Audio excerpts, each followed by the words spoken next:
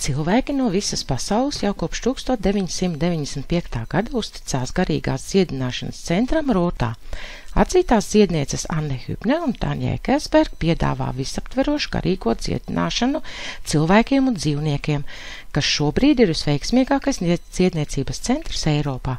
Izcils dziedināšanas impulss pret visdažādākajām sūdzībām ir dievišķās kārtības enerģija, ar kuras palīdzību vienas procedūras laikā tiek neatgriezeniski koriģētas iedzimtas iegurņu disproporcijas, kāja garuma atšķirības un mugurkaula izliekumi, un tiek radīts pamats visu simptomu dziedināšanai.